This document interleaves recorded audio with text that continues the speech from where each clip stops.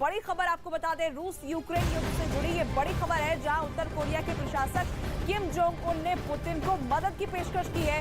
सूत्रों के मुताबिक किम जोंग उन ने पुतिन को युद्ध में 1 लाख सैनिक देने की पेशकश की है।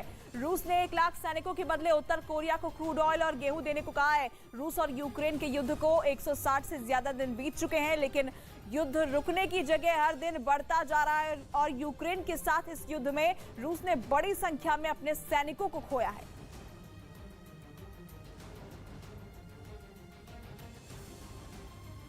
चीन ताइवान टेंशन से जुड़ी बड़ी खबर आपको बता दें, अमेरिकी संसद की स्पीकर नैंसी पेलोसी की ताइवान यात्रा से भड़के चीन ने वहां उनकी एंट्री पर बैन लगा दिया है। ये बैन केवल उन तक सीमित नहीं है, बल्कि पेलोसी के परिवार के सभी सदस्य इसमें शामिल किए गए हैं। ताइवान दौरे के बाद चीन की तरफ से अमेरिका के खिलाफ उठाया गया ये सबसे बड़ा कदम है। इसके अलावा चीन ने अमेरिका के साथ क्लाइमेट चेंज और सैन्य मामलों पर होने वाली अपनी बातचीत भी रोक दी है। पेलोसी के ताइवान जाने से चीन और अमेरिका के बीच तनाव बढ़ चुका है। इससे पहले अमेरिका ने भी चीन की ताइवान के खिलाफ की जा रही हरकतों का विरोध किया और अमेरिका में चीन के राजदूत को तलब किया। वहीं ताइवान के आसपास चीन की लाइव ड्रिल जारी है, जिससे चीन ताइवान को डराने की कोशिश में लगा हुआ है। ताइवान के मुताबिक चीन के 66 फाइटर जेट्स और 13 युद्धपोतों ने मध्य रेखा को पार किया था। अमेरिका के हाउस स्पीकर नैंसी पेलोसी की ताइवान यात्रा के बाद से चीन और ताइवान में तनाव की स्थिति बरकरार है। चीन लगातार उकसावे की कार्रवाई कर रहा है। चीन की सेना पीएलए ने ताइवान के चारों तरफ अब तक का सबसे बड़ा सैन्य अभ्यास शुरू किया है। चीन ने अपनी सैन्य तैयारी को दिखाने वाला एक प्रोपेगेंडा वीडियो भी जारी किया है। दिल्ली के पास यूपी के गाजियाबाद से चौंकाने वाली तस्वीरें सामने आईं, जिनमें एक लड़का थाने के बाहर फिल्मी स्टाइल में वीडियो बनाता दिखाई दिया। लेकिन जैसे ही यह वीडियो वायरल हुआ, पुलिस ने उसे हिरासत में ले लिया, क्योंकि उसने गाजियाबाद के मसूरी थाने के बाहर फिल्मी स्टाइल में वीडियो बनाया। हालांकि उस वक्त वहां पुलिस का कोई जवान मौजूद नहीं था। गैंगस्टर है जवाई मेरा। सोशल मीडिया पर इस वीडियो के वायरल होते ही पुलिस उस लड़के को पकड़कर थाने ले आई और जिस थाने के बाहर उसने वीडियो बनाया था, वहीं उससे उठक बैठक करवाई गई। इतना ही नहीं, थाने के अंदर भी ले जाकर उसे उसकी गलती का एहसास करवाया गया। खबर है कि पुलिस उसके खिलाफ केस दर्ज करने की भी तैयारी में है।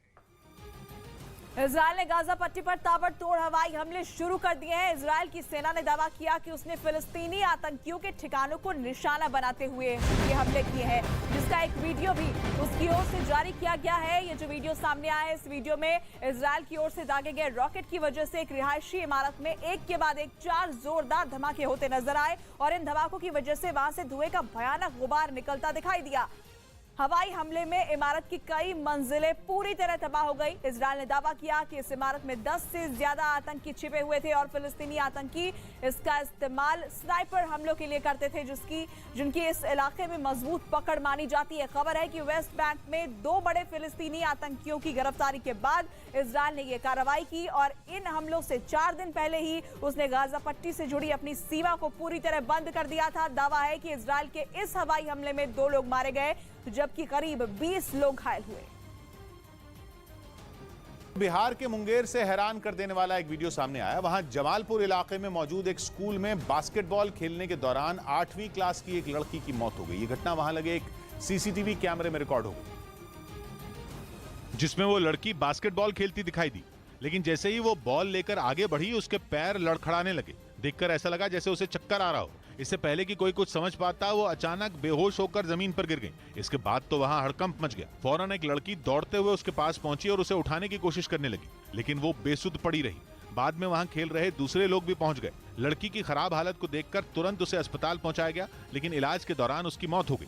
बच्ची को तुरंत रेस्क्यू किया और हमने 5 से 7 मिनट के बीच में उन्हें रेलवे हॉस्पिटल पहुंचा दिया। सर, बताया गया कि लड़की के दिल में बचपन से ही छेद था और उसका इलाज चल रहा था। इस बीच महाराष्ट्र के गढ़चिरौली में नक्सलियों के खिलाफ सर्च ऑपरेशन चलाया गया।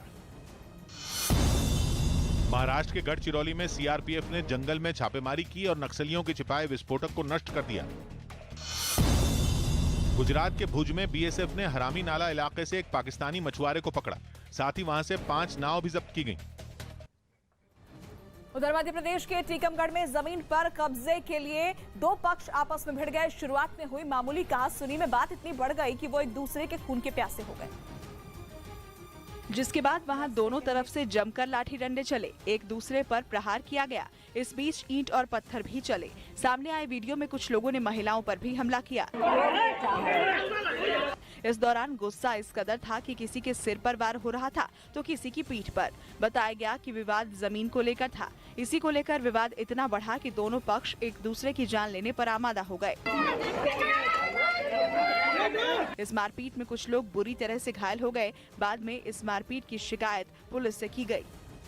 रूस के कब्जे वाले क्राइमिया के सबसे बड़े शहर सेवास्तोपोल में ट्रक के ब्रेक फेल होने से बड़ा हादसा हो गया। बताया गया कि इस घटना में एक शख्स की मौत हो गई जबकि 19 लोग जख्मी हो गए, क्योंकि अचानक चलते हुए ट्रक के ब्रेक फेल हो गए और ड्राइवर चाहते हुए भी उसे रोकने में नाकाम रहा।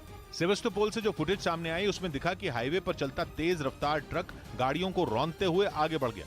ऐसे में जो गाड़ियां उसके आगे चल रही थीं, उनमें सवार लोगों की जान खतरे में पड़ गई। इतना होने के बाद भी वो ट्रक रुका नहीं। वो डिवाइडर पर लगी रेलिंग को तोड़ते हुए सड़क के दूसरी तरफ पहुंच गया और कई गाड़ियों को नुकसान पहुंचाया। हालांकि ड्राइवर लगातार ट्रक को रोकने की कोशिश करता रहा, जिस वजह से थोड़ी ही दूर जाकर उसमें आग लग गई। वो उसी हालत में आगे बढ़ता रहा। बाद में जलता हुआ ट्रक सड़क किनारे लगी रेलिंग से टकराने के बाद रुक गया। बताया गया कि इस हादसे में 20 गाड़ियों को नुकसान पहुंचा।